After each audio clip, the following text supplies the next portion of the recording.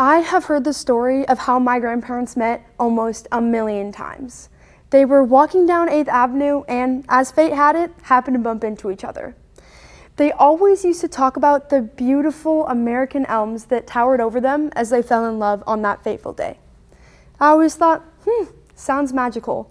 So one day, I went to experience it for myself. The streets once shaded by towering elms were now bare. But why? Dutch elm disease crept into South Dakota during the late 1960s, spreading silently from Minnehaha County to every corner of the state by 1985. And by the early 2000s, only a few of these giants remained. In their place, our communities planted resilient ash trees, restoring cool summer arches and green havens. But now we face a similar challenge. Emerald ash borers have emerged as the new invader, threatening to repeat history's Bear Branch tragedy. But this time, there is a difference. Thanks to readiness plans, quarantines, and community action, urban conservation can heal our communities before the branches fall. Those trees frame my grandparents' love story, and even though they weren't able to save them, we can. It's our generation's turn to help save the trees, and we've already started. First, communities have been planting and quarantining, setting up guidelines for firewood.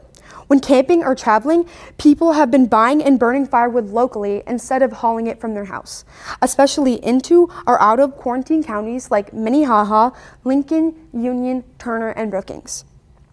Homeowners in Sioux Falls and other cities are also choosing to treat healthy ash trees with professional injections that happen every 2 to 3 years, which kill larvae and adults feeding on the trees. According to the 2018 Emerald Ash Borer Management Plan for Aberdeen, 43% of all trees in the city are ash trees. This has created concern among city officials and citizens alike. Because of this, Aberdeen devised a plan to get rid of 5% of all ash trees each year, and they still have yet to have any emerald ash borers in the city. My grandparents and Dennis did as much as they could to save their trees back in the day, even as simple homeowners. My grandfather always insisted on planting many types of trees in his yard. Not only did he love seeing all of the different fall leaf colors, but also in case of an infection like this. If he had planted all elm trees like many of his neighbors, his yard would have been wiped out. This principle can still be applied today. Homeowners can opt to plant many types of trees in their yard, so they too can experience the fall wonders without worrying about a wipeout. And as we all know, grass grows like a weed during the summer. It's like every other day I have to mow my lawn. As I've started mowing more and more often, my dad has given me a few tips and tricks to make things go over smoothly. The one that has stuck with me the most, though, is that you never blow your grass clippings into the road. At first, I was like, geez, okay. But turns out, when you use fertilizer on your grass, the rain washes the clippings and the chemicals into our water streams, creating algae blooms in our lakes, streams, and rivers. To stop this, communities can spread the word about safe mowing and keeping our streets clean. My grandma's biggest accomplishment is her garden.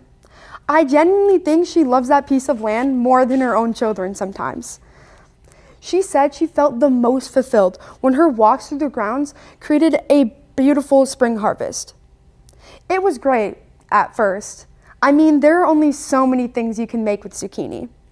So my grandma started to give her fruits and vegetables to her neighbors. But her garden kept producing. It got to a point where if you left your car door unlocked, when you got back, there would be several ripe zucchinis waiting for you. This system built long-lasting bonds within her community. And nowadays, Aberdeen is following in my grandma's footsteps. The Aberdeen Insider details, City Forester Aaron Keyes said that 87 apple, pear, cherry, and plum trees have been planted.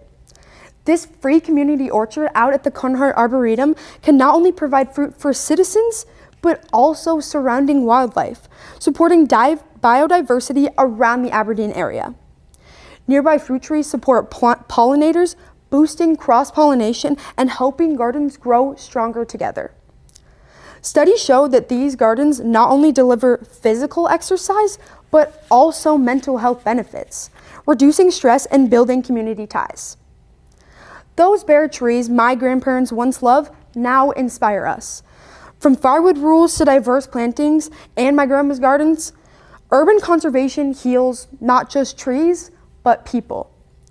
Let's keep fighting so our grandchildren walk shaded streets sharing love stories under resilient canopies. Because urban conservation truly heals our communities. Thank you.